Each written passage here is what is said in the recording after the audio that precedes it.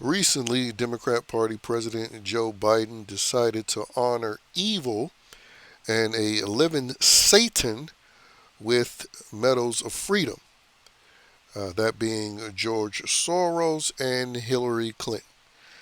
And the reason why this took place is because, again, these people are shameless with their just blatant displays of lawfare, of doing everything possible to undermine the up and coming administration, saving child murderers from death row. I mean, the list goes on with how shameless liberals and Democrats are. And you wish the so called opposition behaved the same way, but for the purpose of good. But the reality is, it's mostly cowardice on the other side of things. We'll see if that changes with this second term of Trump. But anyway, George Soros, I mean, he's a literal Nazi. You know, the people that love to talk about people behaving not like Nazis all the time. Well, George Soros, who's a Jew, actually worked alongside with Nazis. And you can hear him talk about it himself during a 60 Minutes interview from a couple of decades ago, where he aided and abetted Nazis. And he's continued on that practice with all of the liberal district attorneys and judges. I mean, every political season, people highlight George Soros funded politicians, and they usually preside over cities that literally aid killers, criminals, to do their work in the streets. You know, that more often than not, it's George Soros funded uh, political people that allow people to be arrested 10 or 20 times before they actually get decades behind bars. I mean, they're the ones that are responsible typically for just the copious, high volume, violent crimes that take place in any given city throughout the United States. And his son, as you saw, on his behalf, accepted his award because George Soros is well into his 90s.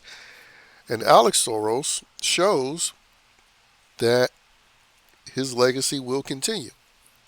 You know, that's until someone decides on the so called right side of things to actually criminally charge these people, punish these people. Now, Alex Soros shouldn't be able to continue his father's legacy. He should be someone that's either ran out of this country or put behind bars for the rest of his life. Because I've saw previous articles where they highlighted that Alex Soros is supposed to be even more political than his father. So again, we'll see how he turns out. But George Soros, living Satan, he's still alive.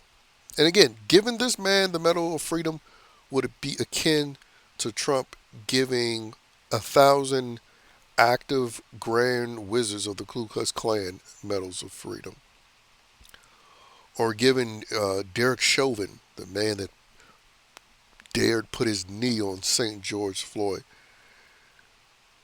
But all of those people receiving medals of freedom still wouldn't even come close to the evil that George Soros actually represents. You know, comparatively speaking, they're all innocent angels. You know, and I just mentioned the Klan and Derek Chauvin because that's something that you know that liberals would react to. But when it comes to a real evil person, they celebrate.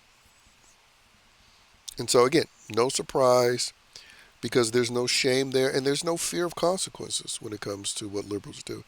And then you have Hillary Clinton. I mean, there's just so many dead bodies attached to the Clinton name. You know, she is someone who should be feeling the criminal prosecution pressure that they've made Trump experience over the past couple of years. But again, because she's of the Democrat Party and liberal ideology,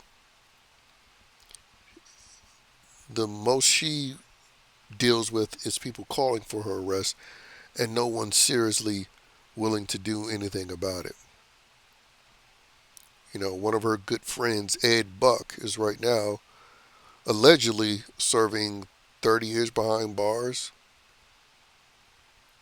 because of all the sex crimes he committed against men. And I say allegedly behind bars because who knows if he's actually behind bars?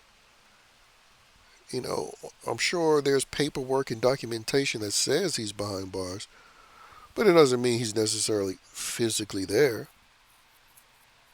And I fully believe that there are people of note that they're stated to be behind bars, but not really there.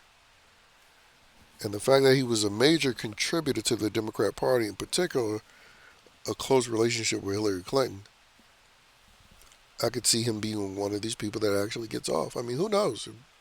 Jeffrey Epstein, for an example, he could be someone that's not actually dead. But anyway, outside of that, you know, there was a few Hawley weirdos that got medals of honor or medals of freedom. Denzel Washington, you know, ever since that mouth kiss, he's been getting various symbolic um, gifts, you know, a ministry or being a minister, and now this. And then you have Magic Johnson, who, you know, proudly showcases his Transformer son, so you know they'll reward that. And then you have a couple of degenerates from the fashion industry, which is an industry that just blatantly showcases their sexual exploitation of children through fashion. And then you got the fake scientist Bill Nye. But the ones that I felt the need to highlight was most definitely George Soros and Hillary Clinton because, I mean, they truly represent uh, the evil, you know, demonic, satanic level evil that, quite frankly, millions of people in this country that vote Democrat supports.